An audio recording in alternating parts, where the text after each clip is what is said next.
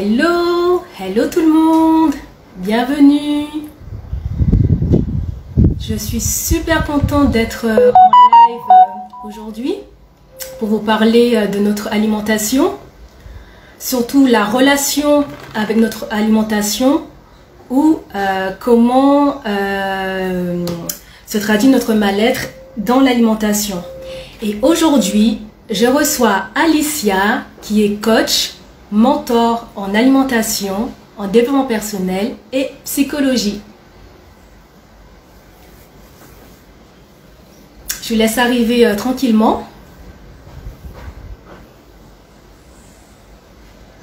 En attendant, pour celles qui ne me connaissent pas, eh bien, je suis Virginie. Je suis naturopathe et coach en libération émotionnelle. Et donc, j'aide les femmes à prendre conscience de tout leur bagage émotionnel pour s'en libérer, mais surtout grâce à une hygiène de vie, à une meilleure hygiène de vie et à un travail profond sur elles-mêmes. Et donc, avec Alicia, on va partager nos deux expertises, nos expériences autour des émotions et de l'alimentation. J'attends que vous connectiez un petit peu.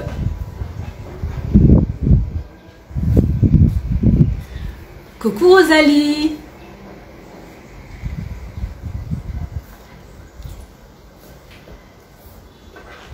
Est-ce que vous m'entendez bien?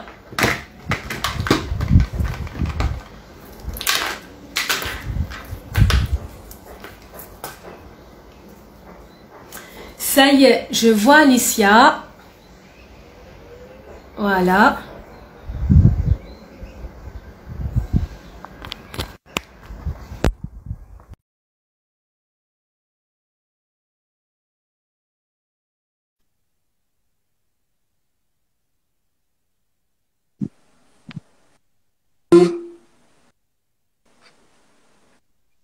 Coucou Alicia, ça va, tu m'entends bien? Voilà, je t'entends bien et toi tu m'entends bien? Ça va bien Oui, et comment toi? vas-tu? Ça va, ça va. Ah, je suis super contente, ça me fait super Bah, moi plaisir aussi que je tu suis sois super là. contente. Bonjour à tous. Bonjour Sky 972. Ben, en attendant, en fait, je t'ai un Mhm. petit peu introduit, mais le mieux, c'est que tu te présentes. Donc, je vais te laisser te présenter. Tu vas nous expliquer un petit peu ton parcours. Donc, Bah, vas-y, c'est à d'accord, toi. bah merci. Déjà, je tiens à te remercier de m'avoir invitée. Je suis super contente. Et bah, moi, en fait, je suis Alicia, pour ceux qui ne me connaissent pas. Je suis docteur en biologie spécialisée immunologie et je me suis reconvertie en coach nutrition, développement personnel et je travaille aussi avec mes clientes avec un peu de psychologie. Donc moi, en fait, ce qui s'est passé, c'est quoi? C'est que il y a longtemps, en fait, j'ai toujours adoré la science, j'adore ça, j'adore comprendre l'être humain et je me suis rendu compte que finalement, que le fait d'avoir toutes ces connaissances sur la science ne m'empêchait pas en fait de manger mes émotions, d'avoir une alimentation émotionnelle.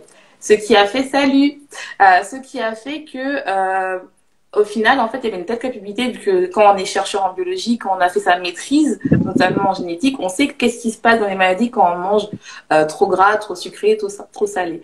Et j'arrivais pas à avoir des pulsions alimentaires et surtout l'entourage n'arrêtait pas de me dire que bah, finalement, bah, oui, tu connais toutes ces choses, mais tu n'arrives pas à te contrôler au niveau alimentation. Tu n'as pas de motivation, tu n'as pas de discipline, tu n'as rien du tout. Et en fait, à une période de ma vie, j'ai perdu du poids. J'ai perdu du poids et j'ai perdu beaucoup de poids et je me suis rendu compte que les gens m'aimaient uniquement, enfin, j'ai changé leur valeur par rapport à moi parce que en fait, je perdais du poids et que j'étais mince, mais sauf que inconsciemment, je perdais encore plus le contrôle sur mon alimentation. Et donc, en fait, je me suis rendu compte que non, il faut d'abord que je m'aime. La valeur des gens n'est pas par rapport à mon physique. Donc, ce que j'ai fait, c'est que j'ai réparé ma relation que j'ai avec mon alimentation, bien sûr avec la science, car je suis docteur, mais aussi en travaillant mon émotionnel, parce que c'est très important. Et en fait, en essayant de comprendre, en fait, bah, qu'est-ce qui va pas. Et maintenant, ça fait 3 ans que j'ai une relation, on va dire, normale, que j'aime pas le mot saine, avec l'alimentation et qui m'a permis en fait vraiment bah, de comprendre bah, pourquoi en fait je mangeais mes émotions et que maintenant en fait j'applique ce que je fais lors de mon accompagnement qui s'appelle Be Your Own True, où j'aide les femmes à en fait arrêter de se plonger dans l'alimentation parce qu'elles se sentent mal, parce qu'elles écoutent le monde, parce qu'elles doivent être dans des stéréotypes, pour travailler vraiment leur blocage intérieur, leur blocage émotionnel en fait. Voilà un petit peu. D'accord, bah, super, tu m'as fait un beau résumé. Donc, en fait, ta relation, elle était un peu compliquée et au fur et à mesure, tu as compris en fait les causes pour pouvoir après. Tu as dit que tu n'aimes pas alimentation saine, c'est ça? Tu n'aimes pas ce mot-là, c'est ça? Parce que Pourquoi? en fait, je trouve que c'est tellement une connotation, surtout pour les femmes, surtout quand celles qui ont des troubles alimentaires ou qui ont une alimentation émotionnelle ou si tu sais pas, si par exemple il y a une femme qui est plus attirée par le sucre ou par le salé, bah, l'alimentation saine c'est comme si c'était le bon et l'alimentation fast-food c'est comme si c'était négatif. Et je trouve que au niveau émotionnel, en fait, finalement, c'est pas bon parce qu'en fait, au final, tu es toujours là à catégoriser les aliments. Et donc, en fait, quand tu vas pas bien, surtout que je pense que tu seras d'accord avec moi, mais dans le monde où on vit, où les émotions négatives sont mal vues, eh ben, auras tendance à te réfugier dans la nourriture et après, tu vas dire que t'es faible, que t'es pas bien, que t'es nul, ou t'es pas motivé, surtout si, par exemple, bah, tu veux perdre du poids. Et donc, en fait, tu vas dire que je dois manger healthy, absolument, je dois manger sain. Alors que des fois, c'est juste que quelque chose ne va pas bien, mais tu auras beau manger sain, tu auras toujours ce côté émotionnel en te disant, bah, je mange healthy et là, je mange, bah, pas grave, ou bien tu auras des phrases telles que je fais attention, mais tu fais attention à quoi en fait? Donc, c'est vraiment faire attention aux mots parce que les mots ont un pouvoir qui fait que niveau émotionnel, ça peut te déclencher, par exemple, si tu as des pulsions alimentaires, bah, des pulsions alimentaires, ou des manger compulsivement, ou bien juste avoir le côté où tu as envie de manger du sucre juste parce que tu as envie d'étouffer une émotion. Ah bah, je te rejoins, c'est pourquoi? Parce qu'en fait, il faut les deux. C'est-à-dire que je vais faire un petit rappel parce que c'est bien on n'en a pas forcément conscience, mais il y a deux types de faim. Il y a la faim, je pense que tu seras d'accord avec moi, la faim, je cherche le mot, mon physique, mais c'est parce que je cherchais, le mot m'échappe. La faim physiologique, voilà, ça y est, ça me revient. La faim physiologique où notre corps est tellement bien fait, c'est-à-dire que lorsqu'on aura un faible taux de glucose, eh ben, il va nous signaler, il va nous envoyer une alerte pour nous dire que ben voilà, eh ben, j'ai faim. Donc ça va être graduellement. Donc au début, on aura une petite sensation de faim et au fur et à mesure, ça va monter crescendo en intensité. Et donc, cette faim se manifeste physiquement. Donc, on sait qu'on aura besoin de se nourrir. Et donc, cette faim se manifeste par exemple par une baisse d'énergie, une baisse de notre concentration ou par exemple, simplement, notre ventre va commencer à gargouiller. Et cette faim, c'est une faim qui est tout à fait normale et donc, malheureusement, on ne l'écoute pas assez. On n'écoute pas assez, on n'écoute pas nos besoins. Et en parallèle, il y a la faim qu'on dira émotionnelle. Pourquoi? Parce que c'est là où on va manger nos émotions. Mais les deux, en fait, sont, comment te dire, comme tu dis, on doit pas, il n'y a pas une faim qui est mauvaise et une faim qui est bonne parce que les deux sont liés. Parce que les émotions, c'est quelque chose de normal, en fait. Et tout le monde a des émotions. On a tous, dans une journée, on passe par une palette d'émotions, que ce soit la peur, la joie, peu importe, la tristesse. Eh bien, c'est vrai que lorsqu'on va se sentir mal, c'est vrai qu'on aura tendance à aller vers, par exemple, des aliments sucrés ou des aliments gras, un aliment qui nous fait plaisir et qui va nous réconforter. C'est ce qu'on appelle aliment doudou. Mais ce n'est pas un mal en soi. Il faut juste trouver le juste milieu et l'équilibre. C'est ça la difficulté. Et savoir aussi, lorsque je vais pas bien, pourquoi je veux prendre, qu'est-ce qui fait que je suis triste? En fait, c'est aller trouver la cause de ces émotions. Et ça, c'est un travail qu'on ne fait pas forcément parce qu'on n'a pas conscience. Le plus souvent, c'est inconscient. Est-ce que tu es d'accord avec moi? Il y a plus que deux types de faim, en fait. Parce qu'en fait, moi, en tout cas, moi, ce que je vois avec les personnes que j'accompagne, c'est qu'il y a différents types de faim. Il y a la faim, comme tu dis, physiologique, ou moi j'appelle physique, c'est la même chose. Ou la faim émotionnelle, mais il y a aussi la faim liée au stress, la faim liée parce que tu es ennuyé, et ça, c'est pas du tout émotionnel, que tu t'ennuies, tu veux éviter quelque chose, donc ça peut rentrer dans le fait que c'est émotionnel, mais il y a vraiment aussi la faim liée à l'ennui. Il y a aussi la faim traumatique, c'est-à-dire que tu as un trauma. Donc, ce qui fait que quand des fois, en fait, tu as quelque chose qui te rappelle ton traumatisme, et ben, tu vas manger parce que tu veux oublier quelque chose. Donc, il y a plusieurs types de faim qui fait que il faut vraiment noter, parce qu'il faut pas oublier que tout le monde mange émotionnellement. En tout cas, pour moi, c'est tout le monde mange émotionnellement, sauf que les personnes, en tout cas, une personne, on va dire, normale, même si j'aime pas ce mot-là, il n'y a pas de normalité, une personne ne va pas se rendre compte, en fait, elle va se dire, bah, elle mange émotionnellement parce qu'elle a envie de manger sa glace, des fois elle termine le pot, et elle s'en fiche, en fait, et c'est pas grave. Et il y a d'autres personnes, en fait, qui sont beaucoup plus sensibles, qui vont se dire, bah, j'ai terminé mon pot de glace, donc c'est mal, donc elles vont compenser soit en faisant du sport, ou soit en compensant pas et en allant peut-être dans l'hyperphagie ou la boulimie. Donc il faut faire vraiment attention dans le sens où pour moi, en fait, tout le monde mange ses émotions, tout le monde a une alimentation émotionnelle, mais ça dépend comment est ta relation avec l'alimentation. Excuse-moi, il y a du bruit. Tout à fait. Coucou Imani. Ah, okay. C'est le vent. C'est le vent et ouais, bon, je veux mettre comme ça. Est-ce que là c'est mieux? Mal aux oreilles. D'accord, ok, mais merci. Si vous avez des questions, n'hésitez pas à nous les poser. Hein. On pourrait y répondre en direct. Et on parlait de quoi? Oui, tout à fait. En fait, t'as raison, tout le monde mange par émotion parce que, par exemple, on va dans une boulangerie, on passe dans une boulangerie, ben, on sera d'abord attiré par le regard parce que ça nous plaît ou par l'odeur. Donc, c'est émotionnel, effectivement. Donc là-dessus, je te rejoins également. Et ben, quel conseil justement tu pourrais donner aux personnes qui ont des troubles ou des pulsions alimentaires?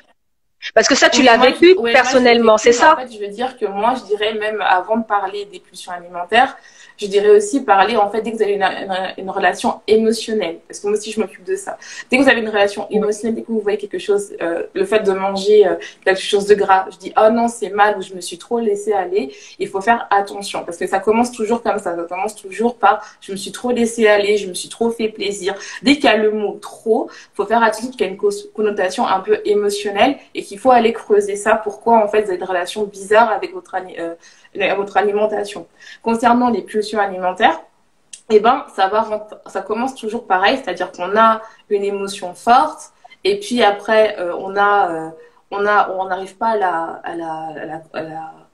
à la digérer en fait, donc ce qui fait que on a un trop plein, on veut l'éviter, donc que ce soit positif parce qu'on peut aussi manger ses émotions de manière positive en se récompensant, ou soit parce qu'on veut éviter une émotion négative, et donc après on tombe sur les pulsions, après on mange beaucoup, on regrette, on se parle négativement, je suis nulle, et après ça tombe en pulsion alimentaire parce qu'en fait on se dit foutu pour foutu, alors je mange beaucoup.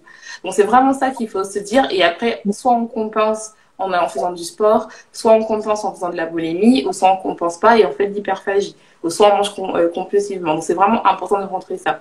Est-ce que tu peux me rappeler ta question, s'il te plaît? Ma question, c'était, qu'est-ce que je t'ai dit déjà?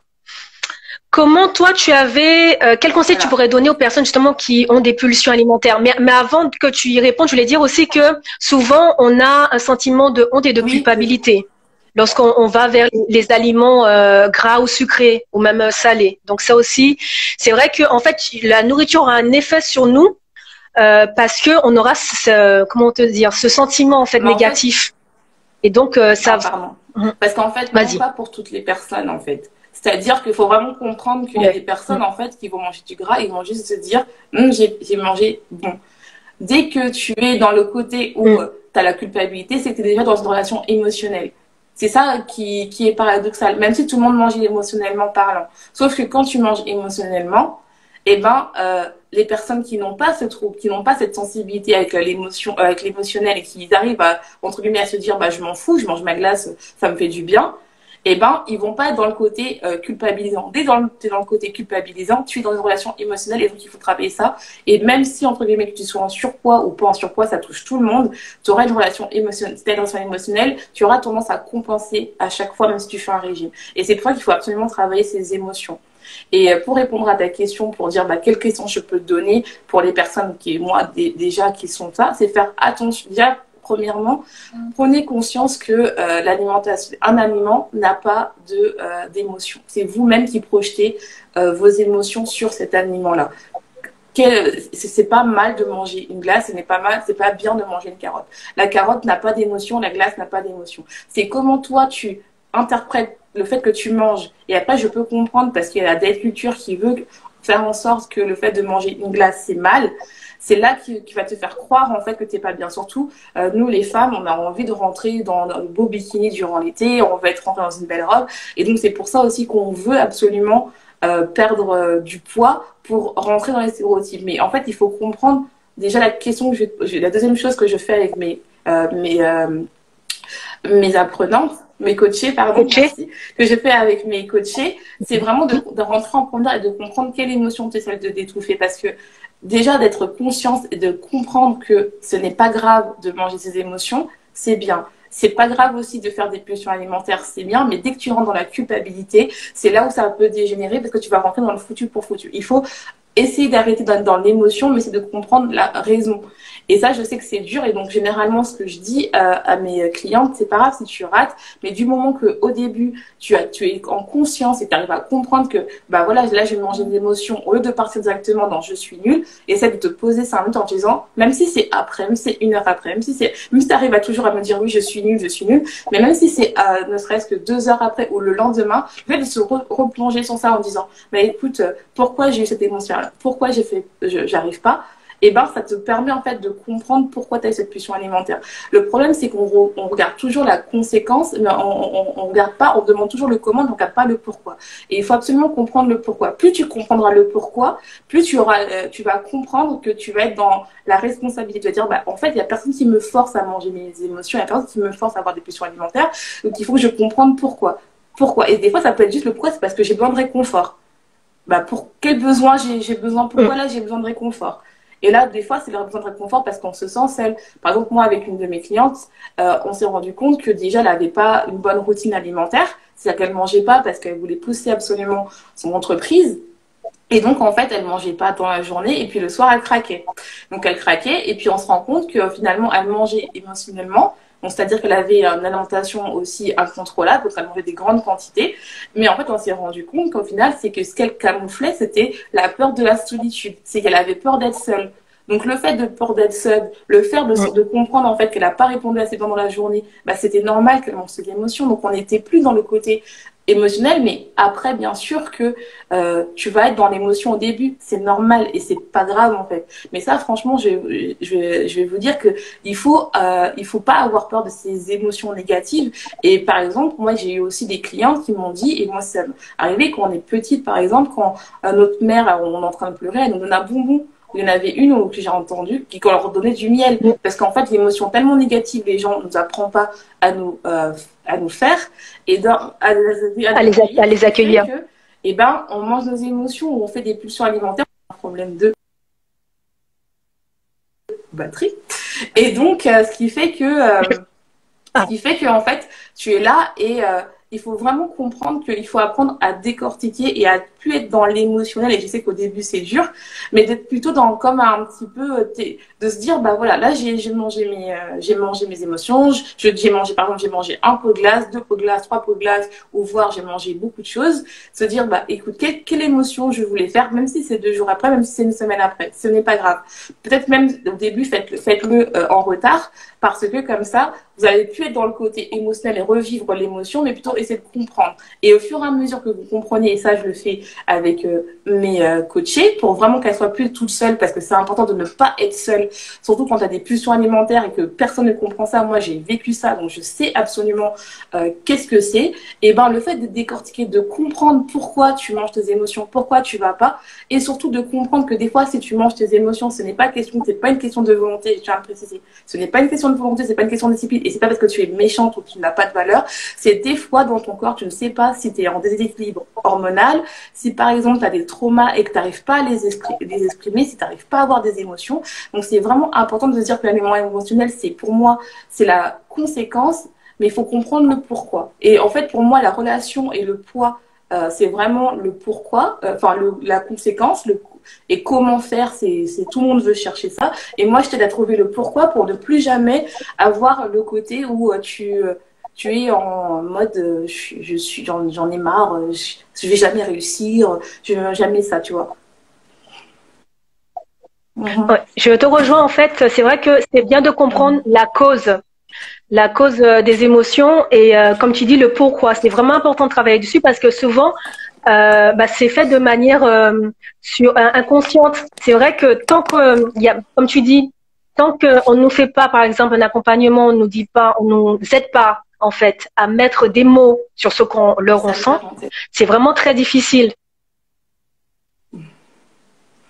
Non, mais je suis tout à fait d'accord. Je suis tout à fait d'accord avec toi. Et qu'est-ce que je voulais dire? Et c'est vrai qu'on a souvent cette tendance à se culpabiliser et comme tu dis, c'est au moment où justement on a ce sentiment que là, ça devient pire et qu'on rentre dans un cercle vicieux. Le problème, c'est que moi, je veux dire, c'est même pas la culpabilité, c'est que des fois, même les gens ne savent pas qu'ils culpabilisent. C'est-à-dire que généralement, même une phrase normale telle que je fais attention ou aujourd'hui, je me suis fait trop plaisir, donc demain, je vais faire attention, je vais manger léger, t'es déjà dans une relation émotionnelle. Faut pas chercher. C'est-à-dire que c'est tellement rentré en toi que il faut que tu arrives à comprendre vraiment qu'est-ce qui va pas.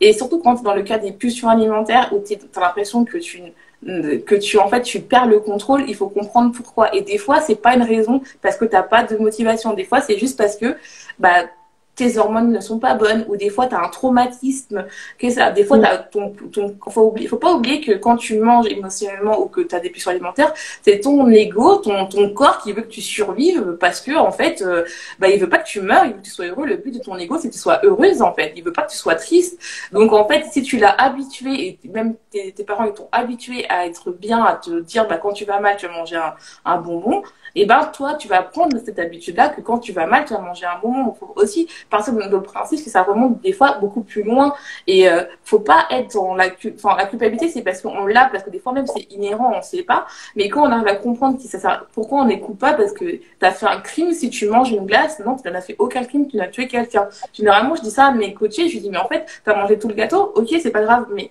tu as tué quelqu'un? Non. La seule personne que tu as fait du mal c'est toi-même en fait, c'est tout. T'as tué personne en fait, t'as juste mangé un gâteau en entier, donc on va essayer de comprendre qu'est-ce qui s'est passé. Mais t'as tué personne en fait. Ou même si elle va me dire oui j'ai mangé tout le frigo, et alors tu t'es fait mal, on va comprendre qu'est-ce qui s'est passé, on va voir si tes hormones sont pas bons, on va voir le côté émotionnel, on va voir au niveau de tes blessures, parce que pour moi c'est important de comprendre quels sont tes blocages, quelles sont tes blessures intérieures qui sont pas bien, et comprendre d'où vient cette honte en fait. D'où vient cette honte, parce que moi je comprends pas pourquoi on doit avoir honte parce qu'on mange une glace, parce que soi-disant tu dois perdre du poids, ou par exemple parce que tu es en surpoids ou en obésité. Généralement ton poids c'est la conséquence de ton mal-être si c'est pas choisi, bien sûr. Si tu as choisi de prendre 10 kilos, c'est pas la même chose, mais je parle dans le cadre où c'est pas choisi, bien sûr.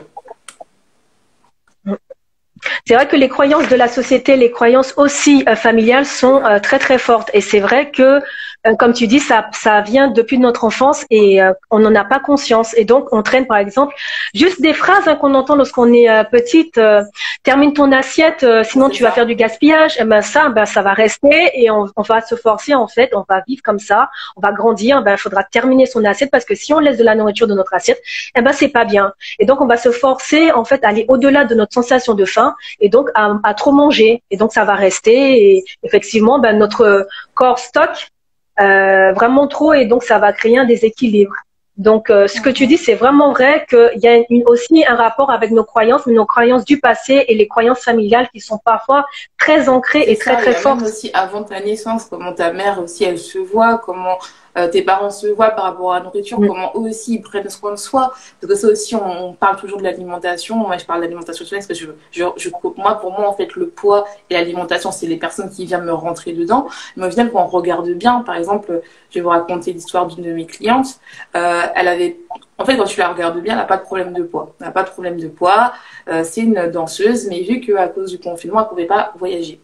Ce qui s'est passé, c'est que donc elle a commencé à manger des émotions, et donc à chaque fois elle culpabilisait, tout ça. Donc quand tu la vois, on dirait pas qu'elle a des problèmes par rapport à l'alimentation, parce qu'elle n'a pas de problème de poids. Parce que généralement, bien sûr, quand tu fais des pulsions alimentaires ou tu penses personnellement, on a l'impression que les personnes qui sont en surpoids, or que c'est complètement faux. C'est faux, parce qu'on regarde l'anorexie, tu vois, c'est le contraire, c'est la privation, donc c'est pas un problème de poids, c'est un problème de poids, mais à l'envers. Je dirais que c'est beaucoup plus complexe que ça, parce que l'anorexie, c'est parce que la personne elle se voit grosse, donc elle se prive directement. Alors, donc c'est pas le même mécanisme de fonctionnement, c'est-à-dire que c'est vraiment que la personne elle se voit grosse, donc elle fait exprès de soit ne pas manger, soit se restreindre au maximum pour en fait perdre du poids. Et même si elle va perdre du poids, elle va toujours se voir grosse. Alors que quand tu es dans les pulsions alimentaires, tu sais que tu es grosse. Tu sais que même quand la personne, par exemple, une personne pour toi, elle va te dire que tu apprends qu'elle n'est pas grosse, mais pour elle, elle va se voir grosse parce qu'elle a pris trop 3 kilos. Donc, c'est des kilos émotionnels.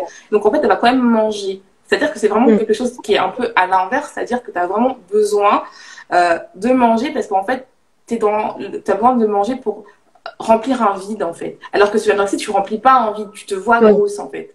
Tu remplis ton vide d'une autre manière. C'est-à-dire que tu ne peux pas comparer trop l'anorexie et l'hyperphagie, boulimie et manger compulsivement et manger ses émotions parce que là, c'est vraiment les gens remplissent un vide. Tu remplis un vide en toi par la nourriture.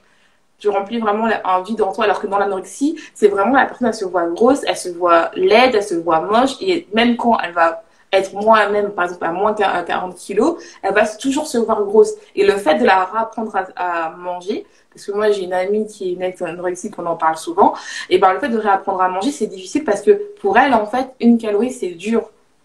Alors que là, en fait, la personne qui mange ses émotions, elle est consciente de ce qu'elle fait, qu'elle mange trop par rapport à ses besoins, mais elle n'arrive pas à s'arrêter. Et dans l'anorexie, c'est la personne, elle se voit grosse, donc le fait de remanger, pour elle, c'est vraiment, elle va devenir obèse, même si c'est pas vrai. Donc c'est vraiment une maladie mentale. Et les deux cas, c'est des maladies mentales, parce que c'est vraiment au niveau du mental, mais c'est pas la même manière de fonctionner. Ok. Donc là, tu parlais en fait, parce que je t'ai interrompu, tu disais qu'une personne qui se voit grosse, elle a un autre mécanisme. Donc pareil, elle mange ses émotions. Quand tu la vois, elle n'a pas de problème de poids, mais elle avait pris quelques kilos à cause du confinement et tout ça, donc elle mangeait ses émotions, elle avait des pulsions alimentaires. Et quand à chaque fois, elle me disait, voilà, elle était dans la culpabilité, et donc ce qui faisait que le lendemain, elle mangeait des graines. Et je comprenais pas pourquoi elle mangeait des graines. Elle me fait oui, tu comprends, la veille je me suis lâchée, j'ai mangé trop de chocolat, donc le matin je mange des graines parce qu'en fait son problème elle était dans la restriction totale et donc son corps en fait pour être bien c'était qu'il fallait absolument qu'elle perde du poids. Pour elle, pour être bien, il faut qu'elle perde du poids. Sauf que plus elle se restreignait, plus elle avait des pulsions alimentaires.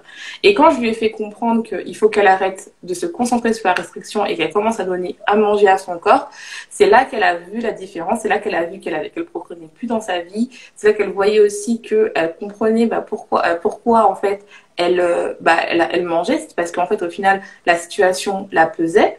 Donc en fait, c'était plus facile, entre guillemets, quand je dis plus facile, c'est vraiment entre guillemets de se jeter dans la nourriture, parce que en fait, elle voyait qu'elle pouvait pas danser, qu'elle pouvait plus voyager, qu'elle pouvait plus rien faire, et donc en fait, elle trouvait pas de travail dans son domaine. En fait, c'est normal parce qu'on était en lockdown, en confinement à cette époque-là, et donc quand on a commencé à travailler, et même les trucs qu'elle aimait bien, c'est-à-dire danser ou faire du yoga pour elle-même, elle n'arrivait pas, parce qu'en fait, elle se disait, mais vu que je suis pas dans le poids que je veux, je ne mérite pas de danser. Donc il y avait toujours cette notion de valeur en fait. Et c'est pour ça qu'il faut faire attention à la culpabilité. C'est pour ça que je dis qu'il faut faire attention dès que vous êtes encore dans la culpabilité, que le lendemain vous disiez que je mange trop, c'est pas bon pour votre corps parce que votre corps il va dire en fait oh là toi un coup tu me donnes à manger, après tu me donnes pas à manger, tu vas être en mode stock en fait. Ton corps il est en mode stock. Et il faut pas, non, c'est pas ça. Tu veux perdre du poids, il faut d'abord, surtout si tu as tendance à faire des pulsions alimentaires, il faut d'abord réparer ton métabolisme. C'est la seule manière de réparer ton métabolisme que vous ayez 30 kilos à perdre ou 2 kilos à perdre, il faut manger. Et manger des aliments nutritifs, même si vous faites des pulsions alimentaires. Arrêtez de ne pas manger, de compenser par le fait de ne pas manger parce que vous trouvez que vous avez craqué, que vous êtes nul, que vous valez rien, non, il faut manger. Votre corps, plus vous mangerez, moins vous aurez des envies de sucre, moins vous aurez envie d'avoir des pulsions alimentaires où vous mangez vos émotions, moins vous aurez envie. Et je sais que c'est long, c'est pas un processus qui est rapide. Ah, il y a quelqu'un qui nous pose une question. La consommation de sucre déclenche de la sérotonine et comme vous dites, le corps a la mémoire, tout à fait. Si tout petit, on a l'habitude d'enfant à se consoler avec une friandise, c'est tout à fait ça. C'est tout à fait ça, surtout que notre cerveau, il veut pas qu'on meure, hein, il veut qu'on soit heureux, happy tout le temps, surtout si nos parents nous ont bien fait comprendre depuis longtemps que les émotions négatives, c'est mal, hein. Ça, c'est évident, tout à fait ça. Et moi, je vois quand je parle à des personnes, à des femmes, des fois qui sont même plus âgées que moi, qui ont la cinquantaine et qui me disent, quand j'étais petite, ma maman, elle trempait du miel dans une tétine pour que j'arrête de pleurer parce qu'elle supportait pas mes pleurs. Et le petit, comme tu dis très bien, ça consomme de la sérotonine et il y a aussi de la dopamine aussi qui est l'hormone du conditionnement et de la récompense. Et ton cerveau, et ben, il va se dire, bah, ah, il y a du sucre, je suis toujours bien. Bah, ouf, j'en mange. C'est normal. C'est normal. Et ça devient un vrai cercle vicieux. Mais c'est pour ça, en fait, ce que je te disais, les croyances, en fait, familiales et les croyances de l'enfance, les habitudes qu'on prend lorsqu'on est petit, ah ben, ça reste, ça peut rester très longtemps. Parce que pour nous, Ouais, mais c'est tu une vois, évidence. On a quand tu l'habitude. dis que les habitudes qu'on prend, c'est pas toi qui prends, c'est tes parents qui t'ont appris, tu vois. Donc c'est Oui, là oui, aussi. oui, Ouais, et moi, je fais vraiment attention. exactement. Ouais, C'est c'est ça, en fait. En l'éducation. fait, il faut vraiment, moi, ce que je vois aussi avec, faut pas prendre les trucs que tu n'as pas le contrôle. Tu n'as pas le contrôle sur l'éducation de tes parents. Tu as appris Oui, un mécanisme, tu dois tout à fait. désapprendre pour réapprendre un truc qui fait, moi, par Oui, exemple, mes coachés, je les désapprends en disant que ça, c'est pas ta peur, c'est la peur de quelqu'un d'autre.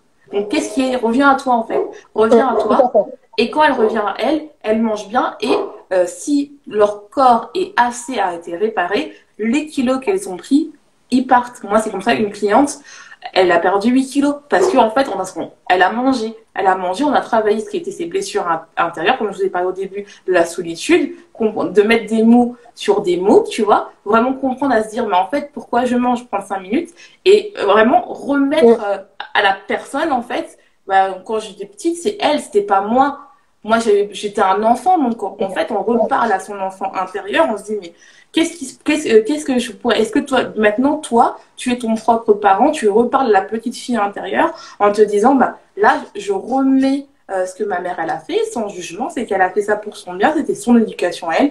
Moi, j'ai décidé que pour maintenant, vu que je récupère mon enfant que j'avais avant, et là, je vous dis, ça, ce que je dis, c'est ce que je dis en coaching, hein. Donc, prenez des notes, hein, franchement.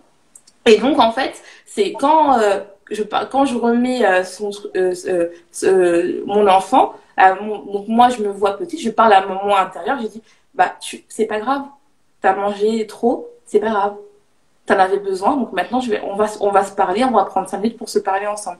Et ça, c'est très important de le faire, mais je sais très bien que tu voulais dire la même chose que moi. Oui. Oui, oui, tout à fait. Bah, tu montres les mots de la bouche, c'est exactement ça. Oui, oui. En fait, il faut tout défaire tout le mécanisme et prendre ses responsabilités et laisser en fait les responsabilités aux parents parce que eux-mêmes C'est aussi ont ça. eu des blessures et ça se répète de C'est ça. génération en génération. Et c'est à nous, lorsqu'on en prend conscience, de casser ces mécanismes, de casser ce cercle vicieux pour repartir sur de bonnes bases. Et ça se fait pas du jour au lendemain. Ça peut prendre parfois beaucoup de temps, mais c'est là où il faut être patiente et être bienveillante et arrêter de se juger parce qu'on a tendance à être C'est dur ça. avec Tout nous-mêmes. à fait ça. Et, voilà, et le faire en douceur, c'est exactement ce que je fais. Et moi, je prône la douceur parce qu'en fait, on se fait déjà tellement de violence. On vit déjà dans une société qui a un dictat aussi au niveau alimentaire. Par exemple, dès l'été, on regarde les magazines, les régimes, on voit ça partout. Et c'est vrai que, à force, inconsciemment, à force de voir des magazines des femmes toutes minces et tout, on pense que inconsciemment, hein, que c'est notre critère. En fait, c'est un critère universel, alors que c'est faux. On a chacun notre bagage, je veux dire génétique, et donc on a chacune notre morphologie. On sera jamais comme un tel ou un tel. Donc c'est vrai que le dictat de la mode et des corps minces, c'est vrai que c'est encore trop présent. Et c'est vrai que les régimes, ben, c'est un mode de frustration, on se prive, et donc on reprend tous les kilos, et ça c'est connu, on reprend tous les kilos qu'on a perdus auparavant parce qu'on ne va pas à la cause, on ne creuse pas en fait en profondeur, on reste en surface et on crée des carences, et donc en fait le corps, ben, il est complètement déréglé, il est perdu, il ne sait plus, hein. Et donc, ben, on rentre dans le mécanisme inverse. Moi, je dirais aussi que je dirais pas que les régimes ne marchent pas. Je dirais que les régimes marchent une fois que tu as réglé ta problématique et tu es à l'écoute de ton corps. Parce que généralement, quand ton corps te pousse à manger, c'est parce qu'en fait, il y a quelque chose qui va pas. Et quand tu es dans une alimentation émotionnelle, hein, et que tu as des pulsions, peu importe, que tu as des pulsions ou pas, que tu manges tes émotions, comme tu veux parler, ton cerveau... et ben il est là, il veut que tu sois bien. Donc tu vas manger. Alors, ce que tu vas faire quand tu vas manger, c'est que tu vas te dire, bah voilà, c'est mal, donc il faut que je perde du poids. Il y en a qui vont réussir à perdre du poids. Et c'est très bien, et je les encourage, s'ils ont besoin, de travailler ce côté-là à perdre du poids, parce qu'il y en a qui ont vraiment besoin de perdre du poids parce qu'ils ont l'impression que c'est quand elles sont minces, c'est là qu'elles ont de la valeur. Mais si tu n'as pas travaillé tes blessures, et je te rejoins tout à fait à ce que tu as dit, tu vas reprendre le poids. C'est pour ça qu'il faut faire très attention quand vous avez une bonne relation avec votre alimentation, et je pense que ce sera pareil que toi, que moi, je vous emmène vraiment à votre poids d'équilibre. C'est-à-dire que c'est dans un poids, ça veut dire quoi le poids d'équilibre? C'est le poids où, en fait, sans lutte, sans rien, sans être dans le contrôle, c'est le poids que tu vas arriver. Et en fait, c'est le poids où ton cerveau, en fait, il va plus être en mode défense, il va se dire, par exemple, moi, il va me dire, Alicia, ça y est, elle m'apporte assez à manger, je n'ai plus besoin de la pousser à faire des pulsions alimentaires. Je n'ai plus besoin d'avoir ce mécanisme comme disait Santé Keto, ce mécanisme de sérotonine et de dopamine qui est là à me dire, voilà, il faut que tout le monde je me récompense. Non, il faut comprendre. Par contre, il faut vraiment, si vous voulez travailler ça, il faut vraiment être dans le côté accompagnant. Vous ne pouvez pas changer du jour au lendemain, c'est très important. Surtout si vous avez une dépendance au sucre, c'est très important de faire ça encadré. Il y a des personnes qui vont le faire rapidement, mais des personnes qui ont besoin d'aide, et c'est pas grave d'avoir besoin d'aide en fait. Il faut faire très très attention à ça. Et ce que je voulais aussi rebondir ce que tu disais aussi, ce qui était marrant, et je le dis aussi très bien dans mon podcast, c'est que tu as bien dit, c'est que dès l'été, on te met plein de choses, des photos, des magazines dessus, tu vois. Et je dirais même, en plus, c'est même pervers que ça, c'est que dès la rentrée, on te dit, t'as trop profité de l'été, il faut que tu fasses attention. Dès le lendemain de Noël ou le 2 janvier, attention, tu as trop fait attention lors des fêtes, il faut que tu perdes du poids. Et tu as plein de vidéos, comment perdre du poids après les fêtes, comment faire attention pendant les fêtes. Alors que moi, je dis toujours à mes clientes, mais si vraiment durant les fêtes, on devait faire attention, on mangerait tous de la salade. C'est pas fait pour ça, en fait. C'est fait pour se faire plaisir. Et c'est pas que je dis que tout le monde mange émotionnellement, parce que même une personne qui n'a pas de relation émotionnelle avec son alimentation, il va manger plus que d'habitude lors d'un repas. Vous pouvez même observer de la même manière, parce que quand vous avez un barbecue entre amis, vous allez voir que des personnes qui n'ont pas de problème de poids, ils vont se faire plaisir, ils vont peut-être trop manger, peut-être ils vont pas trop manger, peut-être ils vont même boire un peu d'alcool, mais ils vont pas être là dans la culpabilité, parce qu'ils savent très bien que leur corps, en fait, au final, ils vont écouter leur intuition, ils vont savoir que finalement, leur corps, demain, ils vont moins manger. Et même si c'est pas le lendemain, ce sera dans 2 jours, ils vont moins manger, en fait. C'est ça qu'il faut vraiment. Mais pour ça, il faut vraiment travailler ses émotions en disant que ça, c'est le détail de la société. Est-ce que ça me correspond? Si ça te correspond, je te dis, vas-y, il n'y a pas de souci. Si ça te correspond pas, si tu sais qu'au fond de toi, tu as essayé pendant plusieurs années à essayer de perdre du poids, à essayer et que tu n'arrives pas, franchement, travaille sur ta relation avec ton alimentation. Travaille sur ça, sur tes émotions.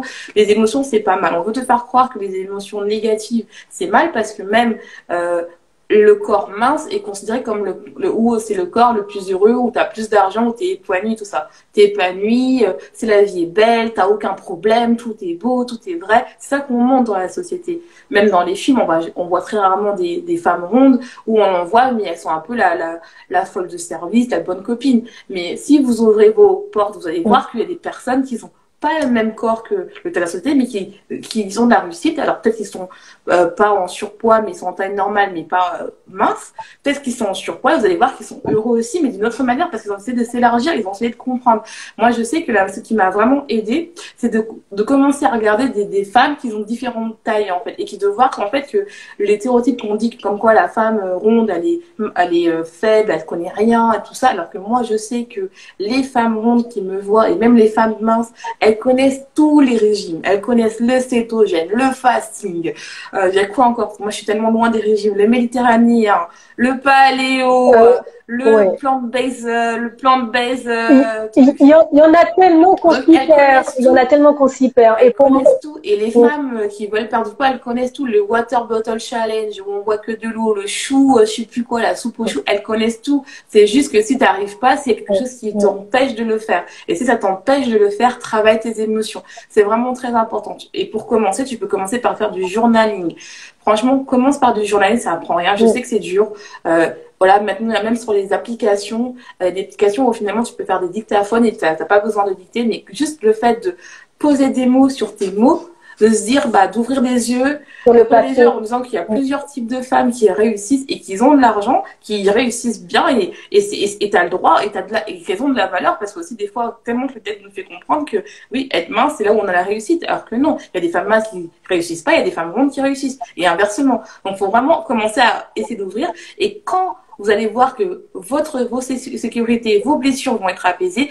Et si votre corps est OK, sans être dans la culpabilité, vous allez voir que vous allez perdre votre poids. Moi, je le vois, mes clientes, elles perdent du poids dès qu'elles ont travaillé ça. Elles perdent, mais c'est pas vraiment la solution de mon coaching, hein. Mais c'est la conséquence. Oui, non, mais c'est pas ça. Tu pars sur les causes, en fait. Tu cherches pourquoi, en fait, elles sont arrivées là. Et c'est comme ça qu'il faudrait fonctionner. Et tu dis que, tu vois, c'est pas un problème de poids parce que même les personnes minces sont mal dans leur peau. Donc, en fait, qu'on soit mince, qu'on soit ronde, en fait, si dès le départ, on a un mal-être, il restera là si on n'y travaille pas. Quel que soit, en fait, notre poids, quelle que soit notre morphologie. Donc, il peut y avoir des personnes très minces. En fait, même dans mon entourage, je connais des personnes minces qui me disent, mais j'ai beau manger, mais je grossis pas et j'aurais aimé avoir des formes. Ah, j'aurais aimé avoir des fesses, mais je n'y arrive pas. Donc, tu vois, le mal-être aussi, ça va aussi dans l'autre sens. Et surtout, en plus, toi, on parle d'alimentation, mais il y en a qui compensent avec la drogue, il y en a qui compensent avec l'alcool, il y en a qui compensent avec les médicaments. Donc, pour moi, en fait, c'est une seule. En fait, l'alimentation, ça peut être. C'est aussi une addiction, c'est une dépense. Moi, j'appelle ça une dépendance, des fois. Surtout parce qu'en fait, entre guillemets, c'est comme une drogue accélérée, parce qu'on peut pas se passer de la nourriture. On n'en peut pas. Même si on veut faire, on peut pas. Même si tu fais un régime, tu ne peux pas t'en passer, parce qu'un régime, tu vas pas le faire toute ta vie. Au bout d'un moment, tu vas craquer. C'est normal, en fait, t'es humain et c'est pas grave. Mais, tu vois, c'est. Attendez, je sais pas. Ah, je t'entends plus. Allô? Tu m'entends? Oui, c'est bon. Continue, ouais. Là, on t'entend. Et en fait, l'alimentation, en fait, ça faire attention, c'est parce que c'est une forme, en fait, qui est un peu pernicieuse, parce que l'alimentation, on y va parce que c'est un moyen de sociabiliser. Entre amis, on mange, entre collègues, on mange, on rigole et tout ça. Des fois, on fait même des contrats sur... voilà, ce sont des moments de partage. C'est aussi les gens qui n'ont pas le problème de poids et qui n'ont pas le problème de sel, aussi ils mangent des fois des glaces plus que raison. Donc c'est très important parce que c'est très important et de vraiment bien s'entourer de telle manière à se dire que l'alimentation ce n'est pas grave en soi, mais il faut le remettre à sa place en se disant bah c'est pas grave s'il y a des jours je mange trop, c'est pas grave. Si les jours je mange pas, parce qu'une alimentation normale, c'est le fait il y a des jours où tu vas trop manger, des jours où tu vas moins manger, il y a des jours où tu vas manger tes émotions, mais c'est pas grave. Tu seras même pas là, tu vas y penser en fait. Tu vas te dire, bah j'ai trop mangé une glace, c'est pas grave. Voilà. Tant pis, c'est pas grave. Exactement, voilà. Ouais, c'est relativiser et dédramatiser en fait notre relation à la nourriture. Mais si on, vas-y. Non, je voulais dire que j'avais noté, c'est ce que en fait, je viens juste de m'en souvenir, une question en fait qu'on m'avait posée en MP et j'aurais voulu qu'on y réponde. Je la recherche. C'était quoi déjà? Moi, je vais regarder pourquoi. Je l'ai noté. Voilà. D'accord. Voilà. En ça, j'ai retrouvé la question. En fait, on m'a posé. Il y a une femme qui m'a posé en message privé. Est-ce qu'il y a un lien entre les émotions et les kilos en trop? Donc, c'est un petit peu tout ce qu'on a vu précédemment. Voilà. Oui. Tu es avec moi? Je suis là. Ouais, je suis là. Je dirais que oui, en fait. Oui, parce que mais en fait, je dirais que moi, je dirais même plus loin. Je dirais que les kilos, c'est juste le côté de ton mal-être. Et ton mal-être, c'est parce que tu es en déséquilibre avec tes émotions et avec tes besoins, en fait. Donc, moi, je dirais oui, c'est clair et ça peut même jouer sur la santé. Par exemple, on peut avoir la dépression. Hein. La dépression, c'est parce que en fait, c'est un état où tu es extrêmement en tristesse et tu as des pensées négatives, tu te sens pas bien. Et les gens qui sont en dépression, il y a une partie qui ne mange pas, mais une autre partie qui mange aussi. Donc, oui. Et donc, en fait, c'est une personne qui me disait qu'elle avait... elle s'ennuyait, donc elle mangeait. Ben voilà, en fait, elle s'ennuyait parce que... elle se sentait seule et donc elle se réconfortait à travers la nourriture. En fait, c'était son moment doudou, son réconfort. Alors, moi, voilà, c'était de la nourriture. Moi, je dirais, bah, pourquoi tu t'ennuies déjà? Qu'est-ce qui fait que tu procrastines sur ta vie? Faut te poser des vraies questions, c'est-à-dire, c'est bien d'avoir son aliment doudou. Moi, je ne retire jamais au début son aliment doudou, même à la fin, si elle a besoin, elle aura toujours. Mais c'est qu'est-ce qui t'apporte cet aliment doudou? Pourquoi tu procrastines dans ta vie? Pourquoi tu t'ennuies? Qu'est-ce qui fait que tu t'ennuies? Pourquoi tu n'investis pas en toi? Et c'est des questions qu'il faut se poser et pas juste se dire oui, ça me récompense. C'est-à-dire que si ça te dérange pas, ne te pose pas de questions, il n'y a pas de souci, il n'y a pas de jugement ici. Mais si tu as vraiment envie d'arrêter ça, il faut que tu commences à comprendre qu'est-ce qui ne va pas, pourquoi, comment, pourquoi je m'ennuie, pourquoi je procrastine. Parce que moi, je l'ai vu avec une de mes clientes. Une cliente, elle mangeait parce qu'elle procrastinait dans sa vie. Et en fait, on a vu que c'est parce qu'elle ne pouvait pas faire son travail de danseuse. Donc, ce qui fait que tout ça, ça remonte en fait. Et donc, elle est compensée par la nourriture. Donc, il y a toujours une cause sur le fait que tu manges tes aliments doudou. Pourquoi tu t'ennuies? Tu peux pas faire autre chose, tu peux pas, je sais pas, te lancer dans la peinture ou autre chose. Faut que tu comprennes pourquoi tu procrastines. Parce que les gens, ils savent pourquoi. Ou qu'est-ce que tu n'oses pas faire aussi? Il y a une peur derrière, oui, ça, en général. Sûr. Ça, c'est sûr. Mais avant d'aller dans la peur, parce que les gens ils ont peur d'aller tout ça, faut quand même, moi je dis toujours d'aller progressivement. Parce que si tu dis qu'est-ce que tu as peur, ils vont dire non, j'ai pas peur. Mais ils vont dire oui, j'ai pas. Oui, ça c'est sûr. Pour trouver dans une de mes clientes qu'elle avait peur de la solitude, il fallait creuser et ça a mis vraiment, par exemple, 2 mois pour qu'on aille vraiment toucher le but. Mais il faut commencer déjà par les questions de base, c'est-à-dire pourquoi comme tu avais dit au début, tu vois, pourquoi tu procrastines? Pourquoi tu t'ennuies? Bah, je m'ennuie et généralement, pour ça dire je m'ennuie parce que, je sais pas, entre 16h à 18h, j'attends mon enfant pour aller le chercher à l'école. Bah, pourquoi tu ne fais pas rien? Exactement. Bah, parce que je dois faire le ménage. Oui, mais le ménage, tu fais pas 3 heures. Donc, qu'est-ce que tu peux faire d'autre? Et c'est comme ça après. Et après, on va dire, bon, ok, là, tu fais. Et quand c'est à répétition, là, on commence à gratter. C'est vraiment ça qu'il faut comprendre. Si tu regarderas en replay tout ça, je t'invite vraiment à regarder en replay et à nous écrire tes questions en commentaire si tu as besoin d'autres avis, on fera plaisir d'y répondre, moi et Virginie, mais vraiment de te poser la question pourquoi tu procrastines, pourquoi tu as besoin de cet aliment doudou, je sais pas, à 16h ou la nuit. Généralement, les gens aussi font de l'hyperphagie nocturne, c'est-à-dire qu'ils ont besoin de manger la nuit avant de dormir. Pourquoi tu as besoin de ça? Faut toujours poser la question pourquoi. Tout à fait. Et donc, pourquoi qu'on trouvera le comment. Il y a même les personnes. C'est vrai, et tu me fais penser qu'il y a même des personnes qui se lèvent la nuit, en fait, qui ont faim dans la nuit. Normalement, on n'est pas censé se réveiller la nuit pour manger en général. C'est-à-dire qu'il y a des. Donc, qu'est-ce que c'est l'hyperphagie nocturne? C'est le fait de soit j'avais fait ceux qui veulent en savoir plus, n'hésitez pas à aller voir podcast ma chaîne YouTube où j'ai fait une vidéo dessus où je parle de l'hyperphagie nocturne. Et en fait, l'hyperphagie nocturne, c'est le fait d'avoir la conviction que tu as besoin de dormir la conviction que tu as besoin de bien manger pour dormir. Bien manger. Et donc, en fait, c'est soit ça se produit dans le sens où tu dors tôt et tu te réveilles la nuit et pour toi, tu es convaincu que pour bien dormir, c'est parce que tu t'es réveillé. Donc, comme tu n'as pas assez manger, donc c'est pas que tu t'es réveillé, donc il faut que tu manges. Et ça peut être l'autre cas où tu manges avant de dormir pour te dire, pour bien dormir, il faut dormir. Et ça peut arriver aussi parce que, par exemple, ça peut être une habitude. Par exemple, quand tu es petit, ta mère, avant de dormir, elle te donnait le biberon, quoi. Vers l'inconscient, tu te dis, voilà, moi, j'ai mon bibi, avant de dormir, je prends mon petit bibi au chocolat. Et donc, en fait, pour toi, tu as eu la conviction, en fait, que toi, pour bien dormir, mais il faut comprendre qu'est-ce que c'est. Est-ce que c'est des rationnements? Et c'est ça, en fait, pour savoir si vous avez de l'hyperphagie nocturne, c'est savoir si vous avez eu la conviction que vous avez besoin de manger pour bien dormir. Deuxièmement, comprendre si le matin, vous n'avez pas faim ou vous ne mangez pas. Troisièmement, savoir aussi si vous êtes de mauvaise humeur dans la journée et une fois que vous mangez, vous êtes de bonne humeur. Et quatrièmement, pour savoir si vous êtes vraiment hyperphagie nocturne, savoir si ça se répète plusieurs fois dans le temps. Et surtout, savoir aussi que vous mangez que des aliments réconfortants. C'est-à-dire des aliments qui vous réconfortent. Quand je parle réconfortant, c'est pas uniquement des aliments, par exemple, sucrés. Ça peut être des grands plats, ça peut être des lasagnes, vraiment des plats qui vous réconfortent, quoi. C'est vraiment ça. Copieux. Ça peut être des plats copieux, en fait, aussi. Des plats réconfortants. Donc, ouais. Est-ce que vous avez des questions?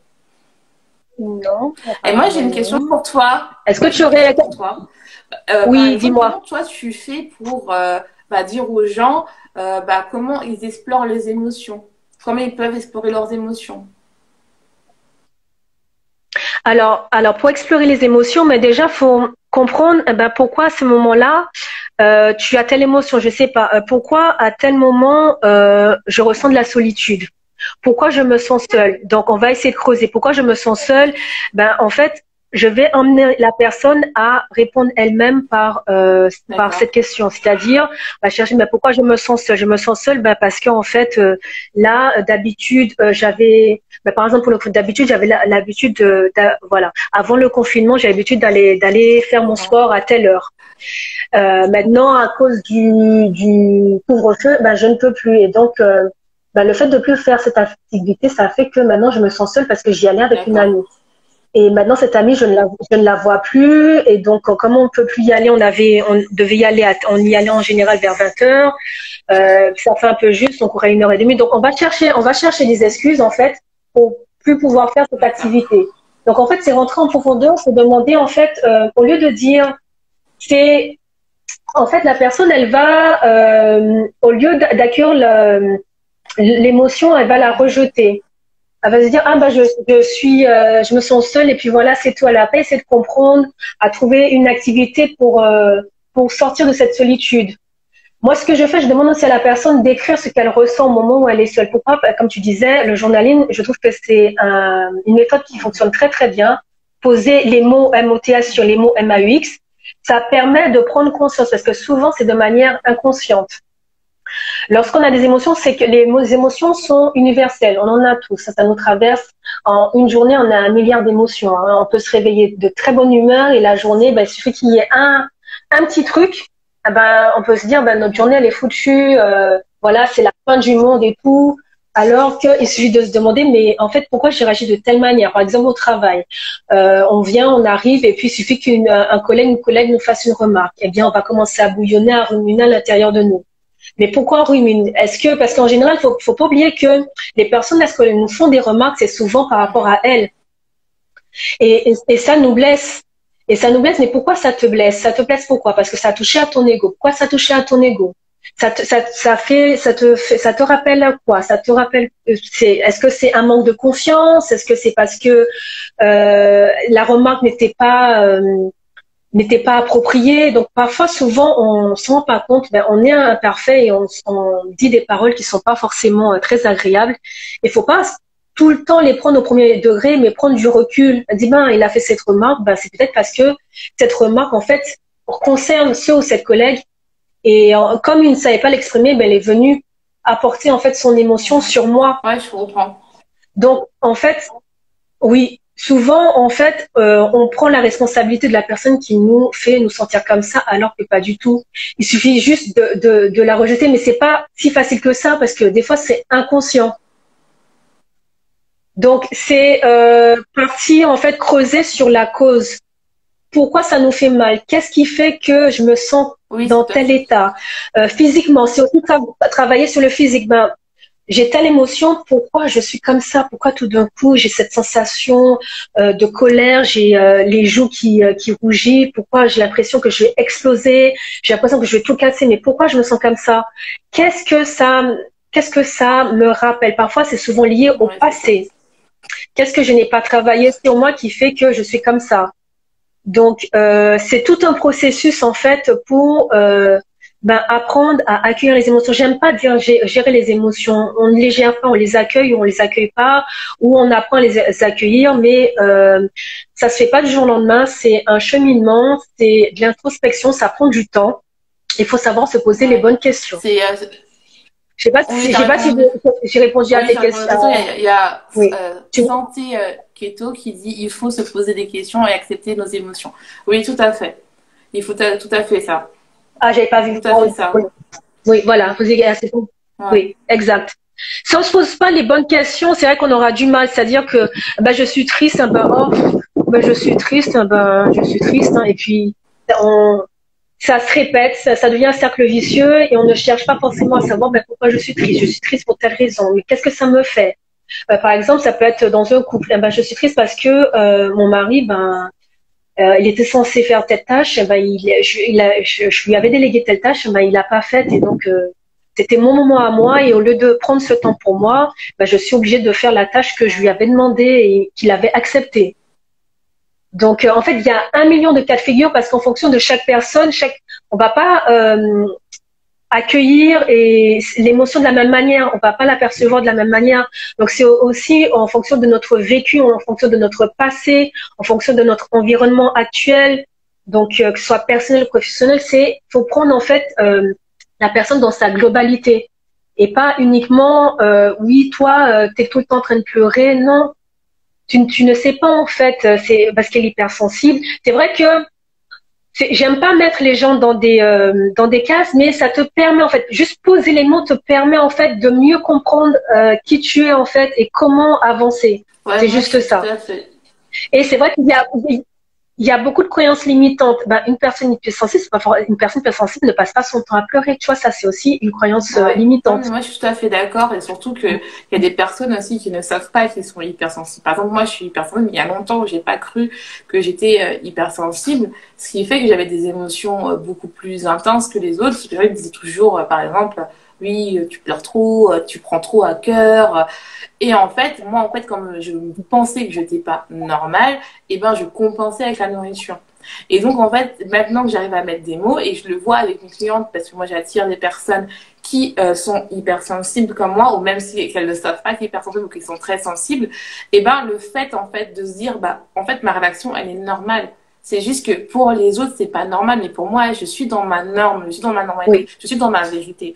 Parce que moi, c'est vraiment très important. Moi, j'aide les femmes à être dans leur propre vérité. Donc, c'est vraiment de se dire, bah, je suis dans ma vérité. Ma vérité, c'est que il y a des fois où je vais pleurer. Il y a des fois où les odeurs, ça m'insupporte et les gens, ils vont pas comprendre. Il y a des fois où, oui, juste un toucher, on peut pas me toucher comme ça parce que, voilà, c'est pas possible, quoi. Je suis hypersensible, voilà, sensoriel, bah, je peux pas. Des fois, il y en a qui sont hypersensibles, olfactifs, il y a des odeurs qu'ils peuvent pas. Il y en a, c'est auditif. Donc, il y en a, c'est émotionnel. Donc, voilà, il y en a qui ont plusieurs sortes d'hypersensibilité.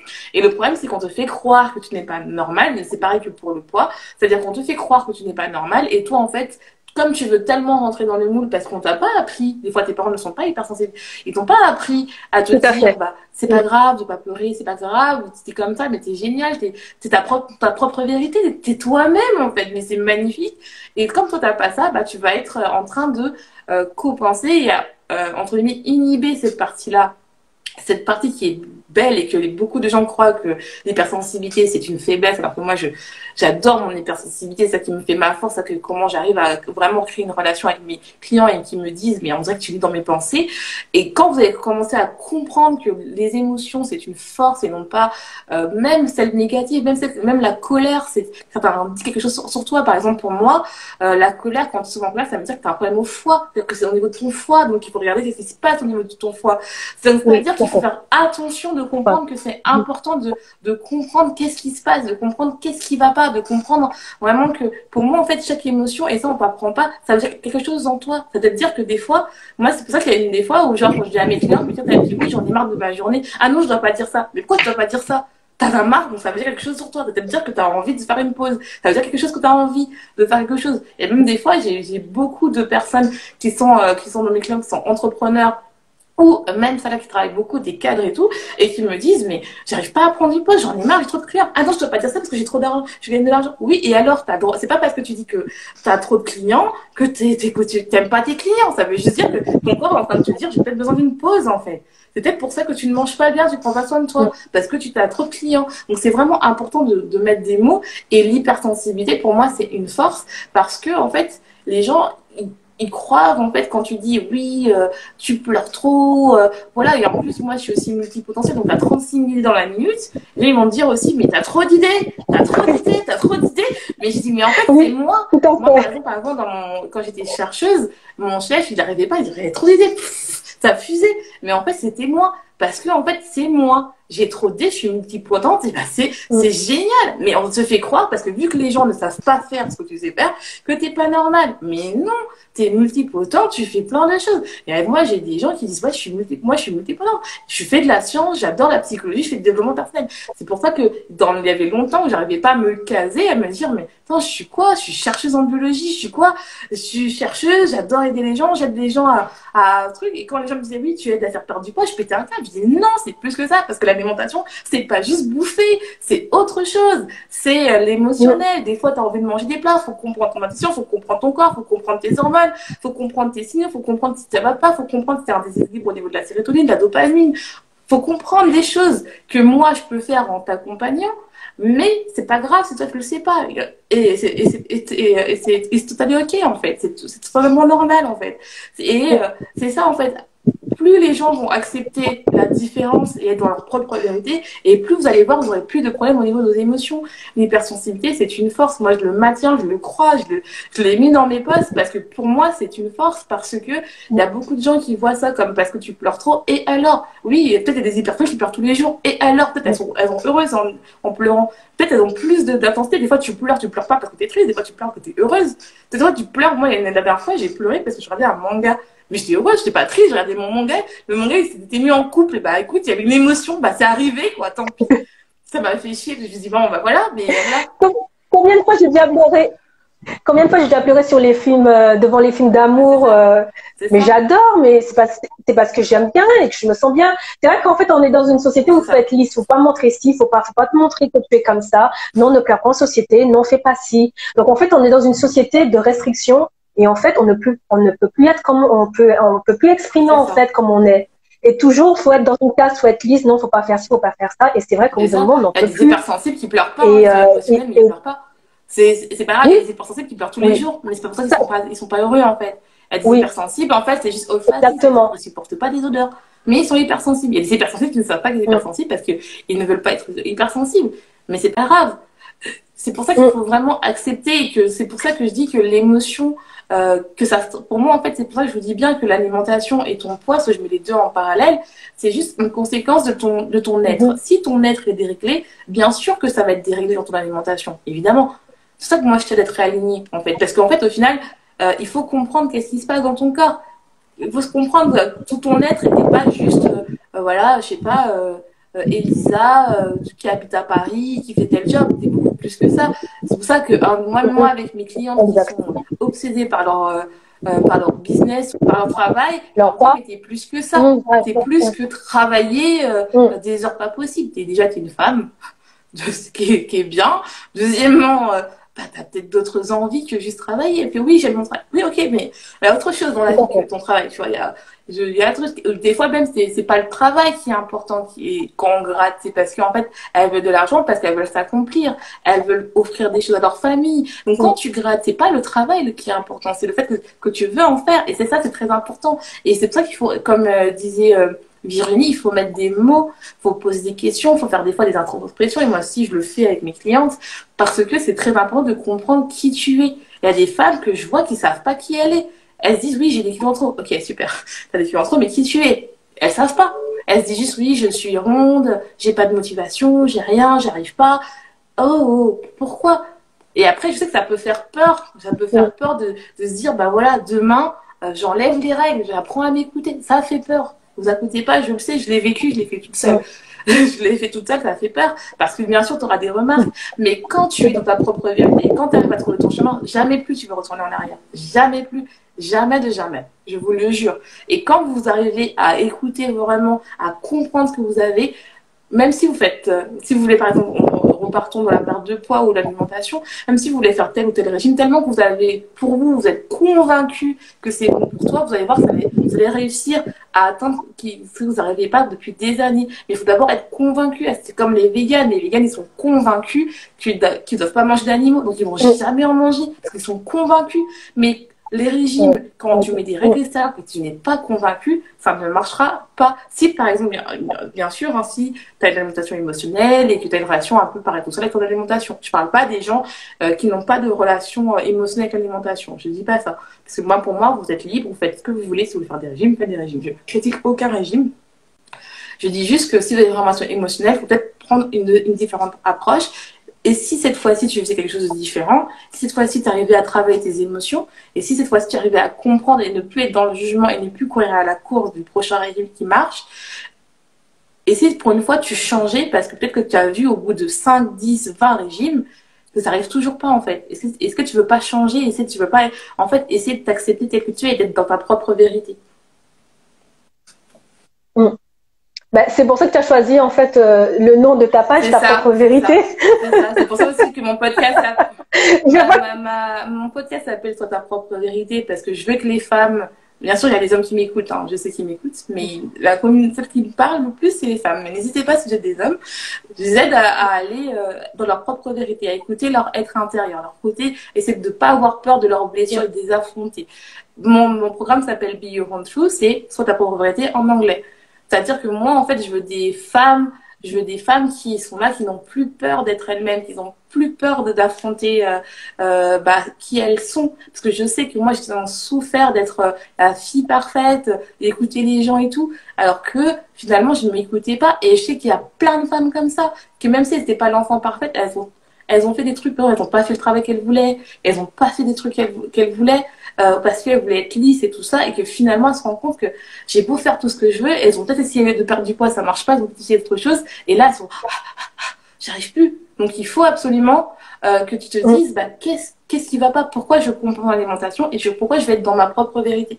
Et moi c'est ça qui est important, je veux que les femmes soient dans leur propre vérité. C'est pour ça que si tu rentres, t'as envie de travailler avec moi, et n'hésite pas tu vas être dans Be Your Own True Club, parce que pour moi en fait moi j'aime pas le mot guerrière, tu seras une femme puissance et qui va découvrir sa vraie puissance, sa propre vérité, qui va se dire voilà, je pleure, qu'est-ce qui ne va pas? C'est pas mal de pleurer. Là je suis en colère, c'est pas grave. Qu'est-ce qui va mal de pleurer? Pourquoi je pleure? C'est pas grave. Par exemple, quand je suis heureuse, si je mange, pourquoi je me récompense? Est-ce que c'est bien? Est-ce que j'avais vraiment faim? Je me récompense, c'est pas grave, on verra plus tard. C'est vraiment de vraiment allier l'alimentation et comprendre ses blessures, c'est-à-dire les blessures. Par exemple, moi, je sais qu'il y a tellement de femmes, surtout si t'es ronde, t'as la blessure d'humiliation qui est ouverte, si t'as la blessure d'abandon, la blessure de rejet, il faut la travailler. Je sais que c'est moins glamour de rentrer tout directement dans la phase de comment tu perds du poids, mais c'est important de le faire parce que si vous voulez pas les reprendre ces kilos, qui vous protègent, sachant que votre corps et votre cerveau vous protègent, votre cerveau reptilien vous protège, et tant que ça c'est pas apaisé, pour lui il va se dire je suis en danger, je vais bouffer. T'as beau me mettre en restriction, je vais bouffer. T'as beau me restriction, il y a du chocolat chez toi, je vais bouffer. Il y en a pas chez toi, tu vas te forcer à aller sortir pour aller acheter dans le supermarché du chocolat. Ah ouais, il n'y a pas de chocolat, tiens, on va faire des frites. Ça, c'est que moi je vais chercher avec vous. Mais ça, c'est très important. Tout à fait. Travailler en amont, en fait. Si on ne travaille pas l'émotionnel, le mental avant, le psyché, c'est vrai que tout ce qui viendra après, ce sera difficile en fait à mettre en place et à comprendre tout le processus. Et en fait, les émotions nous aident, c'est comme une boussole, ça nous aide en fait à comprendre nos besoins. Voilà, je suis comme ça, pourquoi je suis comme ça en fait? Ça nous permet à chaque fois de garder l'équilibre et encore une fois, les émotions, c'est tout à fait normal, c'est universel et nous avons tous des émotions. C'est ça. Et moi, j'ai plus rien à dire par rapport à ça, parce que c'est la vérité. On a tous des émotions et les aliments n'ont pas d'émotions. Ça, je le dirais haut et fort. Il n'y a pas de malsain et malsain. De toute façon, si vous travaillez avec moi, on va le voir. Bien sûr, moi, je parle plutôt de aliments nutritifs et non nutritifs pour enlever le côté culpabilisant parce que les mots ont une importance. La manière dont tu te parles, c'est une importance, ça ajoute tes croyances, ça ajoute ton cerveau. Et donc, c'est très important, en fait, de vraiment de changer le langage. Je sais qu'il y a beaucoup de gens qui vont sauter sur les régimes et c'est bien, allez-y. Mais les régimes ne nous apprennent pas à travailler sur vous, ne nous apprennent pas à travailler sur l'émotionnel. Pourquoi vous mangez? Parce que vous n'êtes pas quelqu'un de faible. C'est pas parce que vous attendez pas votre chimie du samedi que vous êtes faible en fait. C'est quelque chose. C'est pas ça en fait. La vie et je dis pas. Comme je dis, moi je suis scientifique. Je sais pourquoi les gens prennent le cétogène. Je sais pourquoi les gens ils font du fasting. Je le sais. Et de toute façon, on le voit dans ma formation, dans mon programme. Mais c'est très important de comprendre qu'est-ce qui est bon pour toi. Qu'est-ce que ça va? Est-ce que c'est facile pour toi de faire le cétogène? Si tu struggles, si tu vois que tu n'arrives pas, ça ne sert à rien de faire un cétogène juste que tu vas perdre plus vite du poids en fait. Et ce que moi je dis toujours aux gens, c'est que je dis toujours à mes clientes, est-ce que le but c'est de perdre du poids pour l'été ou de perdre du poids à vie? Généralement, c'est à vie. Donc, pourquoi courir vers un autre régime? Pourquoi pas changer? Parce qu'en fait, voilà. Chaque année, on va faire le même régime. Alors que si tu es vraiment dans ta vérité et que tu dis, écoute, je vais peut-être mettre 2 ans, 3 ans, des fois, tu me mets, plus rapidement. Peut-être que j'ai plus cette notion de pression. Mais j'apprends vraiment à me connaître. J'apprends vraiment à comprendre qu'est-ce que qu'est-ce qui se passe dans mon estomac? Est-ce que j'ai un bon estomac? Est-ce que ma flore, elle est bien? Est-ce que, par exemple, j'ai un pas déséquilibre au niveau du foie? Est-ce que j'ai pas un truc au niveau hormonal? Est-ce que mes oestrogènes sont bien? Est-ce que j'ai des règles qui sont douloureuses? Est-ce que ça va pas? Est-ce que je suis dépendante au sucre? Vraiment, je sais que c'est des points qui sont moins glamour. Ça, je le sais, il n'y a pas de souci. Mais il faut le faire. Parce qu'une fois que tout ça c'est réglé, que vous arrivez à communiquer à votre cerveau en vous disant, oui, voilà, c'est bon. Vous jure, moi, maintenant, c'est que quand j'ai une glace, je ne termine pas tout le pot entier. J'en ai pas envie. Des fois, même le pot de glace, je vais vous raconter une histoire, j'en ai parlé même avec mon amie qui est une ancienne anorexique, on avait parlé de ça. J'avais acheté 2 paquets de bonbons. J'adore les bonbons. Moi, si vous écoutez mon podcast, vous allez voir, je parle de bonbons, de tout ça. J'adore les bonbons. Et en fait, j'avais acheté 2 paquets de bonbons. Et en fait, avant, mes paquets de bonbons, je termine ça en une journée. Là, mon paquet de bonbons a duré quoi? Peut-être 3 semaines, un mois. Et je crois que même la fin, j'ai donné à ma soeur. Parce que je me suis dit, mais en fait, pourquoi j'ai acheté ça? Je n'ai pas envie, en fait. J'en mangeais une toile comme ça. Après, je me suis dit, mais pourquoi? Parce qu'en fait, tu te dis, mais en fait, qu'est-ce que je veux faire? Est-ce que j'ai vraiment besoin de bonbons? Non. Pourquoi j'en ai acheté? Bah, c'était mes anciens pulsions. Bah, écoute, j'en ai acheté. Ça fait plaisir à ma soeur. Elle en a mangé. C'est cool. Et puis, on passe à autre chose. Et ça, quand vous arrivez à ça, des fois même, vous mangez une glace, vous êtes mais en fait, je mange 2 cuillères. Est-ce que j'ai vraiment envie de manger ça? Ok, non. Des fois, vous mangez tout le pot. J'ai mangé tout le pot. C'est génial. Demain, on verra bien. Et puis demain, vous allez voir que vous allez trop manger, vous n'avez plus envie de glace.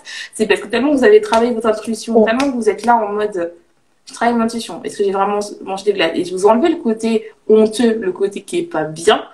Et vous disiez, bah, en fait, bah voilà, des fois, tout est émotionnel, c'est pas grave. On vous dit pas qu'à chaque fois que vous mangez un truc sucré, il faut analyser. C'est pas ce qu'on dit. C'est qu'à la fin, en fait, vous serez plus dans l'analytique, vous serez plus dans l'intuition. Vous direz, bah voilà, j'ai envie de manger ça. Il y a des jours où je me dis, bah, j'ai envie de manger de salade. Il y a des jours où j'ai envie de manger un burger. C'est pas pour ça que je vais mourir demain, en fait.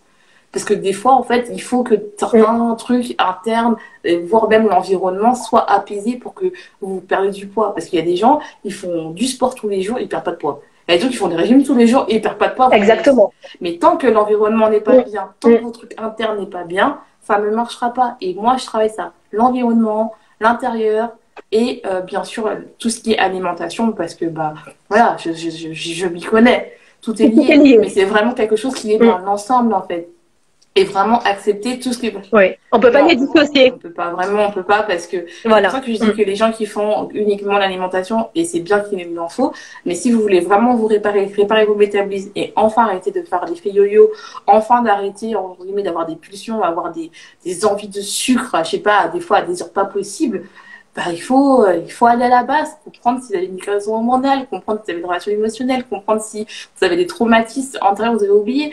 Et il y en a qui ont eu, par exemple, moi j'ai une cliente, en fait on a gratté, on a vu qu'elle a une relation très très forte avec son père, et quand il est mort, elle a vu ça comme un abandon. Donc elle s'est réfugiée dans la nourriture. Donc c'est très important de travailler ça. Et ça, il faut mettre des mots, et c'est dur d'aller, des parties, il faut travailler, parce qu'en fait les gens ils voient ça. Et toi, en fait, pour elle, elle va se dire non, elle va pas penser à ça parce qu'elle va se dire non, j'ai grossi et tout. Mais en fait, quand on travaille, on se dit oui. Mais en fait, qu'est-ce qui se passe à l'intérieur? Qu'est-ce qui va pas à l'intérieur? Dis-moi quel est son truc, et qu'elle n'arrivait pas à cracher. Et au fur et à mesure des séances. Et comme on dit, hein, elle vous a très bien dit, Virginie, c'est un travail qui est long. C'est-à-dire que c'est long. Ça sera pas juste, oui, vas-y, tu manges ça, 100 grammes de ça, 100 grammes de ci, 100 grammes de ça. Oui, bien sûr, vous aurez des indications alimentaires, mais il faut travailler sur vous. Il faut comprendre qu'est-ce qui va pas. Et ça, c'est vraiment quelque chose qu'il faut le faire. Et vous en êtes capable. Vous pouvez le faire seul ou accompagné, il n'y a pas de souci. Moi, tout ce que je veux, c'est j'espère que ce live, en fait, vous aura aidé à vraiment comprendre l'importance des émotions et l'importance en fait d'être en accord avec son alimentation et de rééquilibrer son alimentation pour comprendre en fait ces blocages intérieurs. C'est vraiment très important. Et si vous pouvez ne serait-ce avoir un seul message après ça, moi je suis sûre que moi et Virginie on sera contente. On est là en fait pour vous apporter vraiment des outils que vous pouvez même faire ça dès aujourd'hui ou dès demain, à vous dire bah voilà, dès demain bah, je vais peut-être être un peu plus en conscience dans mon alimentation. Et quand on dit conscience, c'est pas genre faire attention, c'est conscience en disant bah peut-être que là quand je dis je fais attention, c'est pas bon. Ouais, c'est plus dans ce sens-là. Peut-être en fait finalement j'ai fait mon régime fasting, peut-être ça me convient pas en fait. Mais c'est pas dire que le régime est mal, c'est juste dire que pour toi, dans ta propre vérité, ça te convient pas. Ça ne convient et peut-être qu'une autre manière de manger va te convenir en fait. C'est ça que je dis. Ouais. C'est pas que je dis je suis pas contre les régimes. Moi, j'ai jamais dit que j'étais contre les régimes. Je suis pas contre les régimes. Moi, je suis que pour que tu trouves une alimentation pour toi. Il y a des gens qui se réparent en faisant du fasting. Il y a des gens qui se réparent en faisant du cétogène parce qu'ils sont convaincus pour eux que c'est bien. Après, il faut comprendre que c'est toi qui es là et tu es convaincu par ton alimentation. Et si tu ne l'es pas, c'est pas grave. Il n'y a pas d'erreur dans ce monde, en fait. Il y a des tests, on fait des tests et c'est normal, c'est comme ça. Ben, merci beaucoup, Alicia. Tu as bien résumé, tu as bien conclu. J'ai plus rien à rajouter. C'était top. Merci beaucoup en tout cas d'avoir accepté de venir parler sur le live. Donc si vous voulez suivre Alicia, donc sa page Instagram c'est Ta propre vérité. Elle a aussi un podcast et voilà, aussi une chaîne YouTube que j'avais oublié. Vous allez sur mon Instagram, vous allez trouver Ta propre vérité. Si vous voulez travailler avec moi, enfin si vous voulez plutôt que je vous accompagne et que je vous aide, parce que j'aime pas le mot travail. On n'est pas au travail. Si vous voulez que je vous accompagne et que je vous aide à explorer votre univers, vous trouvez votre propre vérité sans jugement, n'hésitez pas, il y a l'appel clarté. On va travailler ensemble. Vos blocages, ça ne vous engage à rien. Franchement, ça ne vous engage à rien. C'est complètement gratuit. Et pendant 1 heure, on va parler ensemble. On va se dire qu'est-ce qui ne va pas. Et il n'y a pas de jugement. Vous avez droit, si vous ne convenez pas, à dire non ou à dire oui, il n'y a pas de souci. Mais moi, tout ce que je veux, c'est si vous avez vraiment besoin d'un problème, n'hésitez pas à venir me parler. Ou bien, vous pouvez déjà faire votre auto-coaching, car j'ai mon podcast, ça s'appelle Ta propre vérité, où je parle de l'alimentation émotionnelle, des pulsions alimentaires, et je parle aussi des blessures que vous avez et des pourquoi, en fait, peut-être que vous mangez trop, peut-être que vous avez une alimentation émotionnelle, vous avez déjà des pistes, donc ceux qui n'osent pas encore venir me parler, n'hésitez pas à aller voir mon podcast. Et j'ai aussi ma chaîne qui s'appelle tout simplement Alicia, où en fait vous avez des vidéos qui parlent un peu de différentes choses, par exemple différents régimes, plutôt des hormones, comme ça vous allez voir un petit peu plus. Comme ça, vous pouvez vraiment aller chercher un peu partout. Ben, je pense que ça veut dire que c'était la fin. On a perdu Alicia. Donc, si vous voulez retrouver ta page Instagram, c'est Ta propre vérité. Alicia n'est plus là et donc on a fini le live. Merci beaucoup d'avoir été là. Je pense qu'elle a certainement eu un problème de connexion. Merci à tous d'avoir été là et puis je vous dis à bientôt.